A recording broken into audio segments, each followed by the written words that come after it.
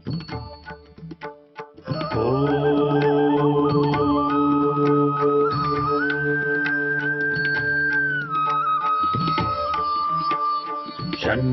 मित्रः शं वरुणः शन्नो भवत्वर्यमा शन्न इन्द्रो बृहस्पतिः शन्नो विष्णुरुक्रमः ॐ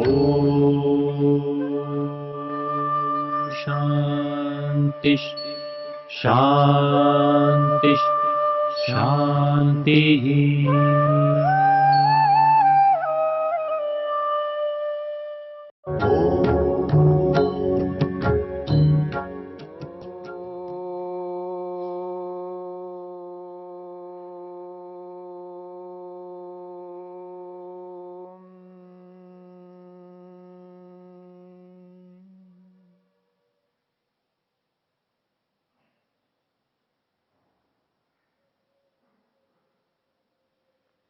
योग में मन।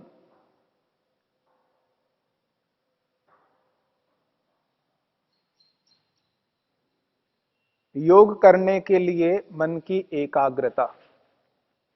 एकाग्र अवस्था में ही मनुष्य योगाभ्यास कर सकता है, योग कर सकता है। एकाग्र अवस्था में विवेक उत्पन्न होता है और विवेक की परिपूर्णता से वैराग्य हो जाता है। उस विवेक वैराग्य के कारण से मन में तृष्णा नहीं रहती है, तृष्णा का अभाव होता है, यानी इच्छा का अभाव होता है। जैसा कि कल मैंने आपके समक्ष संकेत किया था, इच्छा दोनों में होगी। एक व्यक्ति भोगी है और दूसरा व्यक्ति योगाभ्यासी है, योगी है। योगी, योगाभ्यासी कोई भी हो सकता है, लेकिन यहां उस योगाभ्यासी की चर्चा हो रही है जिस योगाभ्यासी में एकाग्रता है। एकाग्र अवस्था में जो योगाभ्यास करता है, उस एकाग्रता की स्थिति में मन में तृष्णा नहीं होती है, यानी ऐसी इच्छा नहीं होती है जैसी इच्छा एक भोगी करता है, एक सांसारिक व्यक्ति करता है। तृष्णा में और योगी की इच्छा में जमीन आसमान का अंतर है। जो योगी इच्छा रखता है, उस इच्छा में राग नहीं होता है, द्वेष नहीं होता है, ईर्ष्या नहीं होती है, अहंकार नहीं होता है। योगाभ्यासी एकाग्र अवस्था में जिस इच्छा को लेकर के जीता है, जैसा कि मैंने कहा था, भोजन चाहिए, भूख लगती है, प्यास भी लगती है, कपड़े भी चाहिए, रहने के लिए स्थान आश्रय भी चाहिए, आने जाने के साधन भी चाहिए। जीने के लिए जो आवश्यकताएं, मूलभूत आवश्यकताएं जो सांसारिक व्यक्ति को चाहिए, वो भी योगी को चाहिए। पर उन आवश्यकताओं की पूर्ति करने की जो इच्छा योगी में है, उस इच्छा में सांसारिक व्यक्ति के अंदर सांसारिक आवश्यकताओं या सामान्य आवश्यकताओं की पूर्ति करने की जो इच्छा है, दोनों इच्छाओं में अंतर है। एक इच्छा में तृष्णा है और एक इच्छा में तृष्णा नहीं है। यह हमें समझना है। योगी की इच्छा में अहिंसा होगी, हिंसा नहीं होगी। सत्य होगा, असत्य नहीं होगा। अस्तेय होगा, चोरी की भावना नहीं होगी, संयम होगा, असंयम नहीं होगा, यानी ब्रह्मचर्य होगा। अपरिग्रह, उस इच्छा के पीछे अपरिग्रह काम करेगा, परिग्रह काम नहीं करेगा। शुद्धि का ध्यान रखेगा। असंतोष नहीं होगा, संतोष होगा। तपस्या होगी। ज्ञानार्जन करना है, ज्ञान की पिपासा होगी, ज्ञान को त्याग नहीं करेगा, जानकारी प्राप्त करने की इच्छा होगी। और इन सब कार्यों को करता हुआ ईश्वर को स्मरण रखेगा। ऐसी स्थिति में जिस इच्छा को लेकर के योगी जीता है, उस इच्छा की पूर्ति जब नहीं होती है, तो योगाभ्यासी को, योगी को दुख नहीं होता।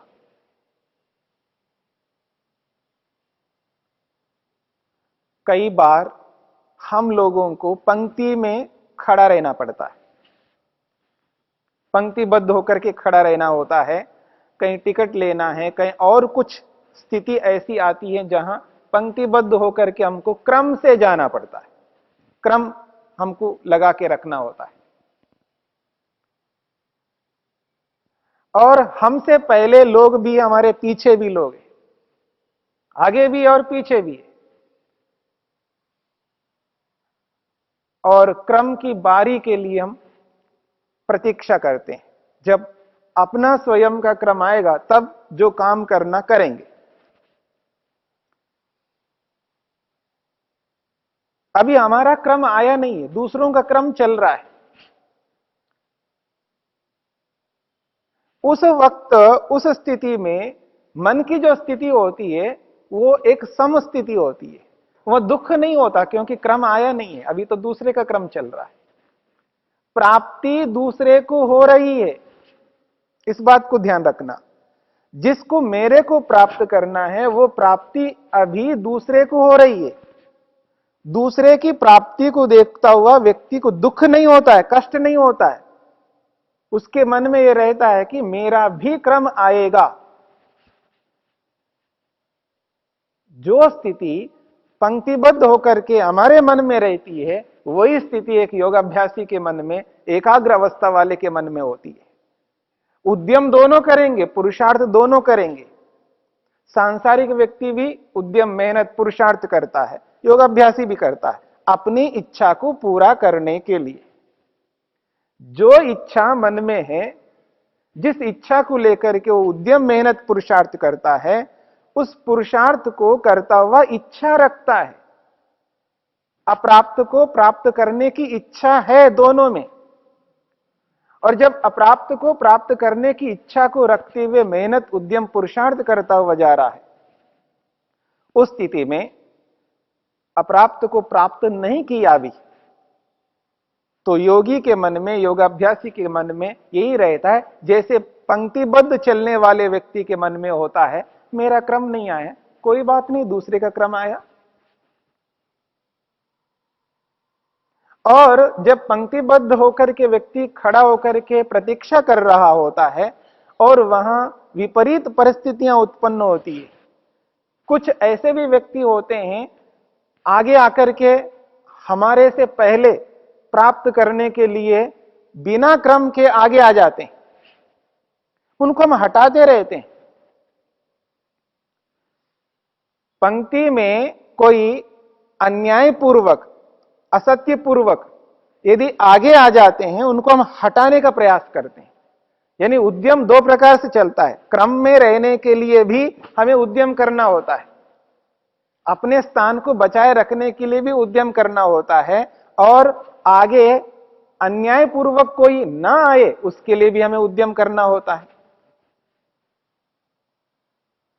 ऐसा उद्यम करते हुए जब व्यक्ति चल रहा होता है और किसी कारण से प्राप्ति अभी नहीं हो पा रही है, अभी लाइन बहुत दूर तक है, लंबी लाइन है, अभी क्रम आया नहीं है। उस स्थिति में व्यक्ति प्रतीक्षा कर रहा होता है, दुखी नहीं होता, उस रूप में दुखी नहीं होता है, क्योंकि अभी पंक्ति लंबी है, जब मेरा क्रम आएगा तभी मेरे को प्राप्त होगा। जो स्थिति एक सामान्य व्यक्ति की होती है, वही स्थिति एक योगी व्यक्ति के अंतर्गत होती है। उद्यम मेहनत पुरुषार्थ दोनों कर रहे होते हैं और प्राप्त नहीं हो पाया तो उसको ये एहसास होता है क्रम आएगा कभी ना कभी। ये जो सहन शक्ति है वो बहुत अधिक होती है, आएगा कभी ना कभी क्रम आएगा, क्योंकि मैं उद्यम कर रहा हूं, मेहनत कर रहा हूं, पुरुषार्थ कर रहा हूं, आएगा क्रम। अभी मेरा क्रम नहीं आया। एक अंदर एक बहुत तीव्र इच्छा होती है, मेरे को मिलना चाहिए, मेरे को ही मिलना चाहिए। पहले योगी के मन में ऐसा नहीं होगा, मेरे को मिलेगा, औरों को भी मिलेगा। जैसे मैं उद्यम मेहनत पुरुषार्थ कर रहा हूं तो और भी तो कर रहे हैं, पुरुषार्थ तो जो जो कर रहा है उनको भी मिलेगा, मेरे को भी मिलेगा। उद्यम मेहनत पुरुषार्थ सभी कर रहे हैं, जितने लोग कर रहे हैं उसको पाने के लिए। जिसे पाने के लिए मैं उद्यम कर रहा हूं, उसे पाने के लिए अनेकों लोग कर रहे हैं। तो उसके मन में रहता है अनेकों लोग कर रहे हैं, मेरे को पता नहीं कितने लोग कर रहे हैं और मेरे से आगे कितने लोग होंगे, दिखाई नहीं दे रहे मेरे को। आज मेरे को प्राप्त नहीं हुआ, दूसरे को प्राप्त हो रहा है, अभी मेरा क्रम आएगा, उससे पहले मेरे को मिलना चाहिए। ये जो स्थिति है ये लौकिक व्यक्ति में हो सकती है, पहले मेरे को मिलना चाहिए उसके अंदर हो सकता है। मैं मेहनत कर रहा हूं, पुरुषार्थ कर रहा हूं, जब मेरा क्रम आएगा तब मेरे को मिलेगा। और याद रखना, किसी कारण से नहीं भी मिलता है और मिलने वाला था, मेरा क्रम आ गया और अचानक कोई सामने आ गया और उसको हटाने पर भी हट नहीं रहा है क्रम में, और जबरदस्ती वो पहले आकर के मेरे को रोक करके ले रहा है, तो सांसारिक व्यक्ति को तो दुख होता है, कष्ट होता है, पीड़ा होती है, पर योगाभ्यासी व्यक्ति को नहीं होगी, क्योंकि वो आत्मा को समझता है। एकाग्र अवस्था में जड़ और चेतन दोनों को समझता है व्यक्ति। जड़ का क्या स्वभाव होता है और चेतन का क्या स्वभाव होता है, दोनों को समझता है। और चेतन का स्वभाव स्वतंत्र होना है, चेतन का स्वभाव है स्वतंत्र रहना है, जड़ का स्वभाव है परतंत्र रहना है। परतंत्रता जड़ में, स्वतंत्रता चेतन में। तो अपनी स्वतंत्रता से सामने वाला व्यक्ति मेरे साथ न्याय भी कर सकता है, अन्याय भी कर सकता है, मेरी हिंसा भी कर सकता है, मेरे साथ अहिंसा का व्यवहार भी कर सकता है, असत्य आचरण भी कर सकता है, सत्य आचरण भी कर सकता है। उसे पता है, क्योंकि आत्मा का स्वभाव जानता है। और एकाग्र रहने वाला व्यक्ति इस बात को भी समझता है चंचलता क्या होती है, क्षिप्त अवस्था क्या होती है, मूढ़ अवस्था क्या होती है, विक्षिप्त अवस्था क्या होती है। इन अवस्थाओं से गुजर करके आया है एकाग्र अवस्था में। क्षिप्त अवस्था में जिस स्थिति में मैं रह करके देख चुका हूं, मेरे को पता है उस स्थिति में व्यक्ति क्या व्यवहार करता है, मूढ़ अवस्था में क्या व्यवहार करता है, विक्षिप्त अवस्था में कैसा व्यवहार करता है, उसे पता है, वो बोध है, आत्मा की स्वतंत्रता को पहचानता है। आज वो एकाग्र अवस्था की स्थिति में है, आज वो वैसा नहीं करता है जैसे क्षिप्त लोग, विक्षिप्त लोग, मूढ़ लोग करते हैं। इसलिए उसको ये एहसास होता है, उसको दुख नहीं होता है, ये तो करने ही है इनको, ये तो क्षिप्त है, ये मूढ़ है, ये विक्षिप्त है, इनको ऐसा करना है। क्योंकि वो स्थिति नहीं है, जो स्थिति मेरे में है वो स्थिति इनमें नहीं आई है।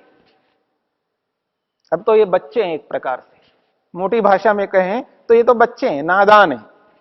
जैसे छोटे बच्चे होते हैं जिनको बोध नहीं होता है और वो लोग गलत करने पर भी हम ये समझ लेते हैं ये तो नादान है, इनको पता नहीं है, इनको सिखाया नहीं गया है। कोई बात नहीं, ये तो बच्चे हैं, इसलिए उसको दुख नहीं होता, कष्ट नहीं होता है। यदि कोई छोटा सा बच्चा मेरे भोजन को छीन ले, मैं कुछ खा रहा हूं और उसको छीन ले और छीन करके खाने लगे, कोई बात नहीं, ये तो बच्चा, इनको पता नहीं है, इनको यह एहसास ही नहीं है। मैं बैठने जा रहा हूं और दौड़ करके आके बच्चा वो पहले बैठे मेरे सीट पर, कोई बात नहीं, ये तो बच्चा है। मेरा क्रम आ गया है और मैं लेने लग रहा हूं और एक छोटा सा बच्चा दौड़ करके आगे मेरे को धक्का दे करके पीछे कर दे और खुद ले ले, कोई बात नहीं, छोटा सा बच्चा चलेगा। अज्ञानी है, नादान है, उसके साथ मैं झगड़ा नहीं कर सकता हूं, उससे उसको उसके प्रति द्वेष उत्पन्न नहीं कर सकता, ईर्ष्या नहीं कर सकता, अहंकार में आकर के उसको भला बुरा कर नहीं सकता, नादान है। मेरे को पता है, जैसे बच्चों के साथ हम व्यवहार करते हैं, छोटे बच्चों के साथ, वही व्यवहार योगाभ्यासी व्यक्ति बड़ों के साथ करता है। उसको एहसास है, आत्मा का बोध है, उसको एकाग्र अवस्था है उसके पास में, इसलिए उसके अंदर तृष्णा नहीं होती है। प्राप्त करने की इच्छा है, प्राप्त भी करना चाहता है और उसको मिले ये भी चाहता है, लेकिन न मिलने पर दुख नहीं होता। वो यही समझता है मेरा क्रम आया नहीं, अभी जब आएगा तब मिल जाएगा, अथवा दूसरी चीज मिल जाए, दूसरी वस्तु भी मिल सकती है उसको, वही वस्तु मिले कोई जरूरी नहीं है, जैसा चाहता है वैसा मिले ये भी जरूरी नहीं है, आवश्यक नहीं है, जैसा भी मिले लेकिन मिलेगा, वो पदार्थ उसको मिलेगा, आज नहीं तो कल मिलेगा, कभी ना कभी मिलेगा, और जब तक नहीं मिलेगा तब तक प्रतीक्षा करता है। उग्र नहीं हो सकता, आवेश नहीं ला सकता, ईर्ष्या नहीं कर सकता, और उसको मिलने से रोकने वाले जितने भी हो सकते हैं उनके प्रति द्वेष नहीं कर सकता, उनके साथ शत्रुता उत्पन्न नहीं कर सकता। तो मन में उनके प्रति कोई द्वेष उत्पन्न ना हो, बहुत बड़ी बात है, क्योंकि उसको पता है वो स्वतंत्र हैं, अपनी स्वतंत्रता का दुरुपयोग कर सकते हैं। सामने वाला व्यक्ति कैसा भी हो, मन में यही भाव रहता है, अज्ञानी, वो अज्ञानी है, मैं तो ज्ञानी हूं, मैं क्यों उसके साथ ऐसा व्यवहार करूं, इसलिए अपने व्यवहार को बिगाड़ने नहीं देता, अपने व्यवहार को उचित रखता है। तो ये जो इच्छा है, भोगी में और योगी में, सांसारिक व्यक्ति में और आध्यात्मिक व्यक्ति में इच्छा दोनों में है, लेकिन एक इच्छा तृष्णा युक्त है और एक इच्छा तृष्णा रहित है। एक इच्छा में काम है, क्रोध है, लोभ है, मोह है, ईर्ष्या है, अहंकार है, और एक इच्छा में नहीं है। एक इच्छा के पीछे अहिंसा काम कर रही है, सत्य, अस्तेय, ब्रह्मचर्य, अपरिग्रह, शौच, संतोष, तप, स्वाध्याय, ईश्वर प्रणिधान, ये सब काम कर रहे हैं। यही एकाग्रता है।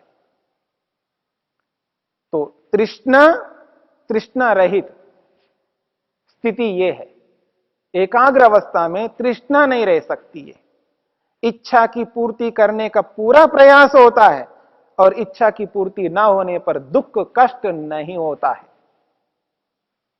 यही विवेक है, यही वैराग्य है।